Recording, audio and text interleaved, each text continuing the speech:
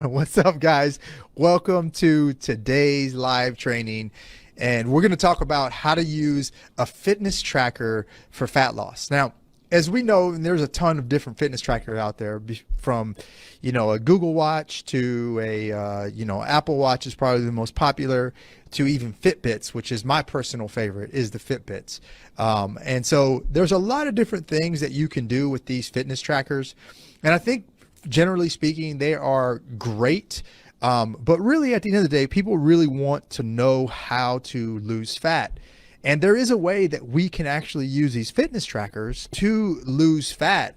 And that's what we're going to talk about today. Okay. So let's go ahead and just jump right into it.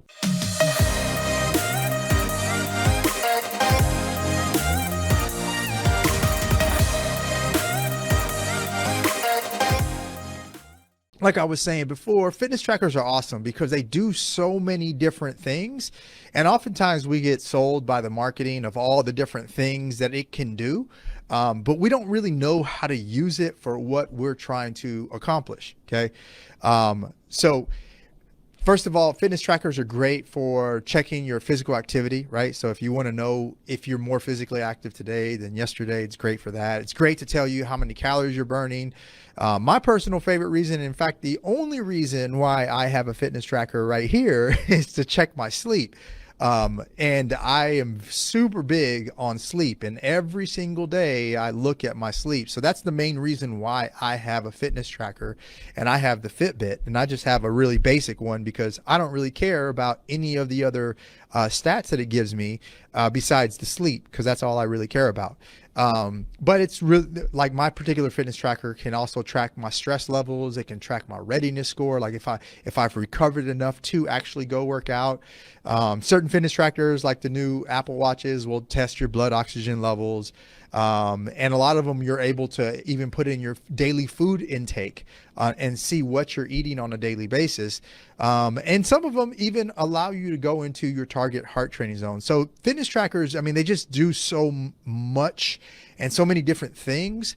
And they're all great things to be aware of. But again, like I said, a lot of people don't really know how to use these things to help them lose fat. Okay, let's talk specifically about how we're actually going to use it for fat loss. Now, before we go into that, there's a few things that you need to know about fat loss. Okay, and especially when it refers to these fitness trackers. Okay, so number one, just because you're burning more calories doesn't necessarily mean that you're burning more fat.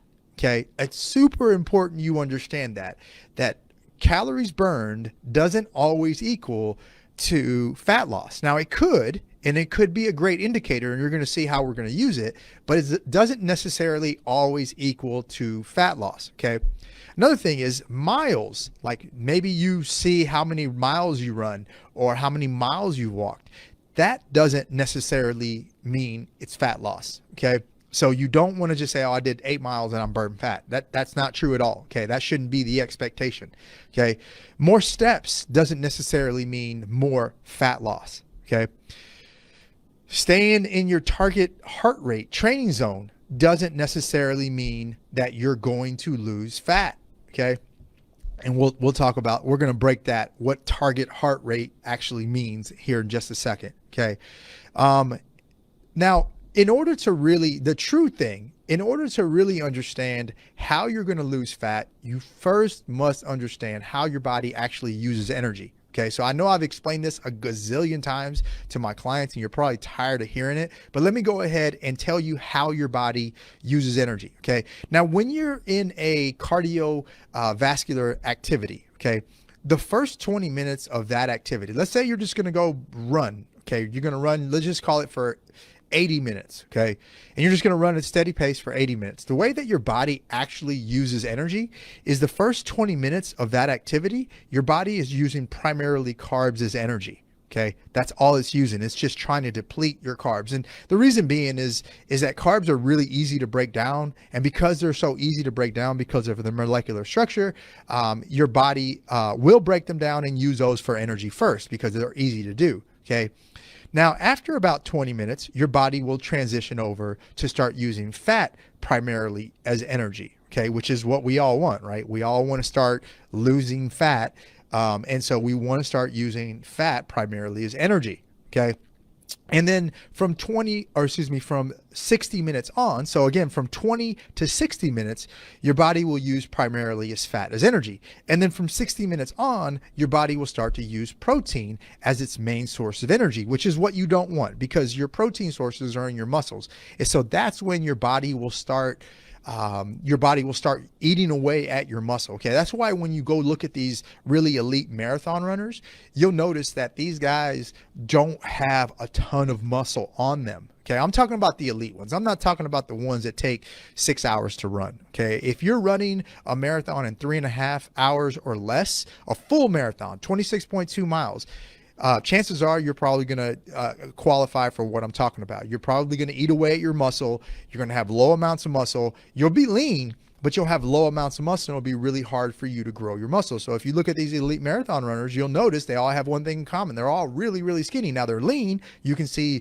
musculature because they have to have some muscle, but because they're running for over 60 minutes, they're using their muscle. A lot of their muscles are being eaten away as they're doing their cardio. Okay. So let's back it up. So the first 20 minutes of a cardio activity, your body is primarily using carbs. From 20 to 60 minutes, your body starts to use fat. And then from 60 minutes on, your body will start to eat away at your muscle. Okay. So that is given that you are training within your target heart training zone. If you want to burn fat, you need to train within your target heart training zone. Okay. So your target heart training zone, now I'm going to a different thing. So in order for you to really capitalize on that 20 to 60 minute mark, okay, or that time period where you're losing fat, you want to make sure that you're within 55 to 75% of your max heart rate. Now that's just a predicted, or that's just the idea of where it needs to be. And you're going to see how we're going to change this up a little bit. Okay. So if you don't know how to calculate your max heart rate, there's a very, very, very simple formula that you can use to calculate your max heart rate. And we're going to go over that. Okay. So truthfully, in order for you to capitalize on the fat, using the fat primarily as energy, you need to be, first of all, you need to be able to work, from at least for 30 minutes, right? So you can burn at least 10 minutes of fat. So you need to be at that time. And then number two, you need to make sure that you're within 55 to 75% of your max heart rate. Okay. If you stay within 55 to 75% of your max heart rate and you can go, 60 minutes or so, then you will capitalize on using your fat primarily as energy. Okay. Now, the mistake that I see a lot of people make is they will actually do interval training, for example, and they'll do interval training for an entire hour. Okay. If you've ever tested your heart rate whenever you are doing interval training, you're going to be way out of your fat burning zone. Okay. So your fat burning zone only qualifies whenever you're doing endurance type cardio. Okay. That's the only time it qualifies. Okay. So if you're doing interval training for a full hour, which means that you're at 85% or above of your max heart rate, you're not going to be in your fat loss zone and you're not going to be burning fat. You're going to be burning carbs. And then when you can't burn carbs anymore, your body is going to start using protein. Okay. And I'll explain all that here in just a second. Okay. So these are all things that you must know. I hope everybody understood that. Okay. So again, from 0 to 20 minutes, your body will primarily use carbs. From 20 to 60 minutes, your body will primarily use fat. And then from 60 minutes on, your body will use protein primarily as energy. Okay. In order for you to capitalize on the fat loss or the fat time, you need to make sure that you're staying between 55 and 75% of your max heart rate. Okay. All right. I hope that all makes sense. Okay. So those are just some facts that I wanted to throw out there first. Okay. So Nathan, you asked, so no more than an hour-long workout. No, depends on what you classify as a workout, right? If we're talking about weights, then yeah, you can do an hour of weights because we're not trying to be in that target heart training zone. This is only for cardio. Okay. So cardio is the most direct way of using fat as energy. Okay, so I'm primarily talking about cardio. This does not at all apply to weight training.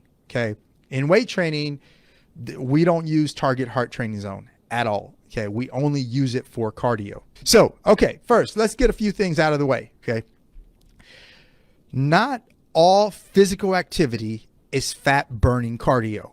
Okay. Let's just be clear on that. If you're just walking at a really low intensity, that is a great thing. I will never discourage you from doing any type of physical activity. Okay. But is walking a fat loss cardio style? No, it is not. Okay. Unless you meet some of these factors that we're going to talk about. Okay. Weight training is not a fat loss exercise. It's not a direct way of burning fat. Okay. It's an indirect way of burning fat because you will build your muscle, build your metabolism, and in turn, you will burn more calories every day. And then you will potentially burn more fat because you've built your muscle and you've built your metabolism. So it's an indirect way of burning fat, but is definitely not a direct way of burning fat. Weight training is not. Weight training is to build muscle, period. Okay. All right, cool. So let's go ahead and talk about where do we start using these fitness trackers? Okay, this is really what this whole thing is about. Where do we start using these fitness trackers for heart rate training? Okay, so the first thing that we got to do before we start anything is we got to calculate or at least estimate what our max heart rate is. Okay, so here is the formula. Write this down. It's really simple. Now, there's more complicated formulas out there. Okay, but this is good. This will give you a good place to start. Okay. 220 minus your age, and that is your predicted max heart rate. Okay. So if you're 20 years old, okay, if you're 20, then you do 220 minus your age, and that is your predicted max heart rate. That means that's the fastest that your heart can potentially beat is 200 beats per minute. Okay. So that is the formula, 220 minus your age. If you're 40 years old, then your max heart rate is 180. Okay. If you're 50 years old, then your max heart rate is 170. Okay. So 220 minus your age, and that is your max heart rate. Okay. Or your predicted max heart rate. Okay. All right, cool. The next thing that we got to do is we've got to calculate 55% of that. Okay.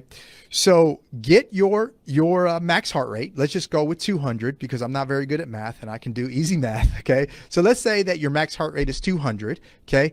And you're going to get 55% of that. So I'm going to multiply 200 times 0.55. Okay. And I'm going to get my answer, which is 110. Okay. So at my low point, in order for me to be in my fat target heart training zone, I need to be between 55 and 75% of my max heart rate. So my bottom number is 110. Okay. I did 220 minus my age if I'm 20 years old. Okay. That gives me 200. And I did times 0.55 for 55. And that gave me 110. So my low rate is 110 beats per minute. Okay. Now let's calculate the high range, 75%. We want to get 75% of my max heart rate.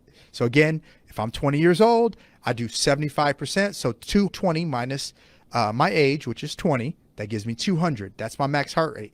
Then I multiply that by 0.75 for trying to calculate 75%, and that gives me 150. So my target heart training zone is between 110 and 150. Okay, perfect. And that's where we want to be. Okay, now this is just where we start. This gives you a place to start. Okay, so if you haven't been using any formula whatsoever, or you haven't been doing any kind of standard whatsoever, you're just going out and walking, for example. Okay. And if you've been walking, okay, check, do your math on all the things that we just talked about, and then see if your heart rate is within that area. Okay. Now, if it hasn't been in that area, then you need to do something else that is going to get your heart rate up between, let's just use that example, between 110 and 150. Okay. So you've got to do a different type of activity that's going to help you maintain 110 to 150 for at least 30 minutes, right? Because 20 minutes you're burning carbs, and then you'll burn at least 10 minutes of fat. Okay. So do that, and then let's see where it goes. Okay. So that's a great place for you to start. Okay. Now, if you want to build from that, let's say you've kind of, you do that and you realize, which I think if you've been working out for the last, probably 3 to 6 months, you're probably going to realize, man, this is kind of easy. Okay. I can actually stay at 75% and it's pretty easy. Okay. So if you're somewhat fit and you've been working out for a while, you're probably going to realize, man, this is really easy. Okay. And this is when these formulas that we use really don't apply to us, right? Because the more fit you are, the more these formulas don't necessarily apply to you. So we have to create a new formula, which we're going to talk about how to become elite. Okay. So again, if you're just starting off, okay, and you're just beginning and you have zero standard and you're not monitoring your intensity at all, okay, then use this formula: 220 minus your age, get 55% of that, get 75% of that, and then work within that range during your cardio time period and do it for at least 30 minutes. Okay. Now, if you absolutely have been exercising and you do that and you realize, man, that was actually pretty easy and I was at 75% the entire time, then it's time to go to the next step and learn to become more elite with your cardio. Okay. You can row, you can run, you can do the elliptical, you can do the stairs, you can even walk at an incline. Okay. As long as you can keep your heart rate between 55 and 75% of your max heart rate for at least 30 minutes, then that can be considered fat loss cardio. But a big thing is your intensity. Okay. If you don't have the right intensity, if you're too high, then you're going to be out of your fat loss zone. If you're too low, you're not going to be in your fat loss zone. Okay. So your intensity is extremely important when you're talking about it. Okay. So you don't necessarily want it to stay in that range daily. Okay. You want it to stay in that range during your exercise. Okay. Which is going to lead me to my next point. Let's say that you have gotten back and you've been working out and you follow this and you realize that 75% of your max heart rate is still really easy and you've got a lot left in the tank and you could have worked a lot harder. Okay. So this is where we move over to start learning to become more elite. Okay. And this is what I do for all of my clients. Okay. So you can actually do this without a fitness tracker. In fact, I like to use fitness trackers just for my super, super, super advanced people. But before we even get to that point, we don't ever need to use a fitness tracker. Okay. So let me explain to you kind of what I suggest that people do. So realistically, your body, your true max heart rate, is going to vary. It's not that formula that I gave you is more of just predicted. Okay. It's kind of general. Okay. But again, the more fit you are, the more you're not going to fit in those particular patterns. Okay. For example, Lance Armstrong, say what you want about Lance Armstrong, whatever controversy, whatever, doesn't matter. But Lance Armstrong could maintain over 100% of his predicted max heart rate for 4 hours at a time. Okay. From the textbooks, it's physically impossible to be able to do that. But he was a super advanced athlete. Okay. In some cases, back in my days when I used to run all the time, I used to be able to be at about 85 to 90% of my max heart rate for about an hour at a time. Okay. Physically, you're not supposed to be able to do that. But the more advanced of an athlete you are, the more that you're not going to fit into these categories. Okay. So story time really quick. So for 3 years of my life, when I was getting my degree in kinesiology, for 3 years, every single week, I had to do a scientific experiment. On Monday, we had to do, okay, this is the problem. This is our hypothesis. This is the experiment we're going to run, right? So we had to do real scientific method. Every single week for 3 weeks, this is what my weeks were like. So Monday, that's what we did. On Wednesday, we would actually go into the lab and actually run the experiment, okay? And we would collect all of this different data, okay? And then on Thursdays, we would put all the data in the spreadsheets and analyze the data, and then create a report and write our conclusion on what we found out on running that experiment. And then on Fridays, we would have to present it to our classmates on what we found when we ran this experiment. I did this every day for 3 years. This is why I am a master at analyzing data, because that's all I ever did. Once a week, analyzing massive amounts of data for 3 weeks. Okay. All right, cool. So I'm telling you this story because one of the experiments that we ran was using fitness trackers to understand how to use heart rate. We had 4 different subjects. One didn't do anything. He was our control method, but we had somebody who was fit, intermediate, and a beginner. What we realized is the more fit you were, the more you kind of had to create your own scale. And a better scale to use instead of heart rate was called your RPE, or your rate of perceived exertion, and it's a scale of 1 to 10. Okay, so 10 is the hardest it can possibly be, and 0 is super, super easy. Okay, so we use that scale. So using that scale was actually a better way of monitoring our progress than heart rate. Okay, so this is how we would do it. If your goal is to run for 30 minutes, then you want to be at an RPE at about an 8, a 9, or a 10. And the more elite you are, you're going to be at a 9 or a 10. Okay, so that means that you have to find the pace. Let's say you're going to go run outside for 30 minutes.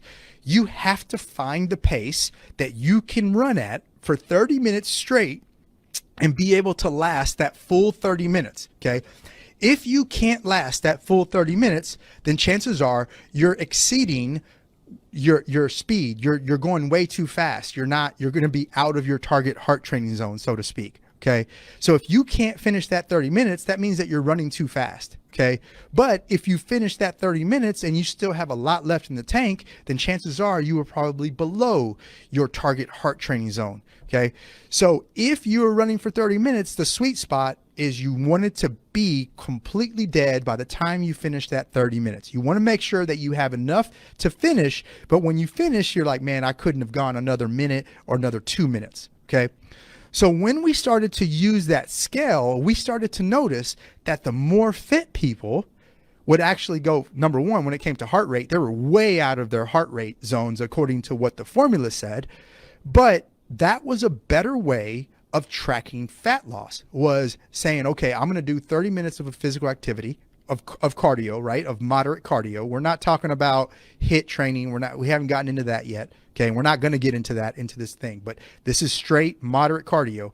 The pace that you want to be at is where you can last for the full amount of time that you're doing, and you don't feel like you had any more left in the tank, but you were able to finish. So there's a little sweet spot in there. Okay.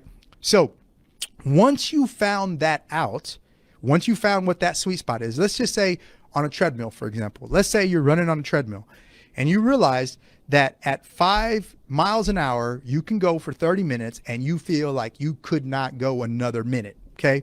Boom. That's what we've got. That's the time that you're going to work. So once we figured that out and we figured out that sweet spot, okay, then we went and put a fitness tracker on you and said, okay, what is your heart rate during this time period? And then we marked that down. Okay, boom. When you're between this heart rate and this heart rate, this is your fat loss period. This is where you are going to burn fat. So we are creating a new scale for you. Okay.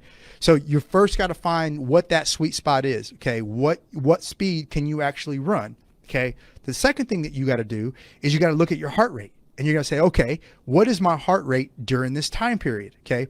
And the third thing that you've got to do is you've got to look at how many calories you burn during that time period. Okay. Now, once you find your sweet spot, we're going to call it the time that the hardest you can work for that given time, then you find what your heart rate was during that thing. You write that down, and then you write how many calories you burned, and you write that down. Okay. And now you've created your standard. Okay. So now if you want to burn more fat during that time period, now you can say, I need to burn more calories. Okay. This is when now calories actually matter, because you know you're in your target heart training zone. Okay. So now I want to burn more calories. So every cardio session I do, okay, I want to stay, let's say we're still sticking with the 30 minutes. I want to work harder to where I can burn more calories and push myself closer and closer and closer to that limit. But I always want to make sure that I finish that 30-minute time period. Okay. Now, I know that got really complicated really fast. Okay. But truthfully, these formulas that you find out there, whether it's how to calculate your macros or how to calculate your target heart training zone, or how many calories you should be burning every day, or how many steps you should be taking, these are all estimations. Okay. If you really want to know what works for you, this is what you have to do. You have to have a place to start.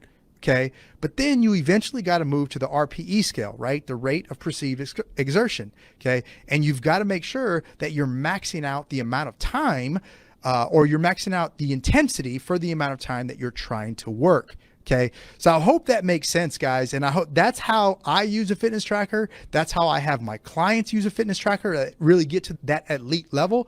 If you're one of my clients and we haven't used that yet, it's probably because we're not at that level yet. Okay. So I only use it for my really, really, really elite clients. And I say elite clients, I don't necessarily mean they have to be a fitness competitor. I mean, they're elite clients, meaning that they've already gone through all the steps that I originally told you. We already found what their max running speed is during, a given time period. We've already, we've developed the consistency, we've done all that. And now it's time to really get that upper echelon, that last bit of piece to really take us to that next level. Okay. So we're going to go ahead and wrap it up. All right, guys. Well, thanks for watching today's training on how to use a fitness tracker for fat loss. I really hope you got a lot of value out of it. If you have any questions about how you can personally use a fitness tracker, send me a message, drop a comment. Feel free, whatever is easier for you. If you want to drop a comment, you're more comfortable doing that, then do that. If you want to send me a direct message because you want to have that conversation with me, go ahead and send me a direct message. As always, guys, if you have any questions about coaching or you want to apply for coaching, just go to ifmcoaching.online and we'll be happy to help. See you then.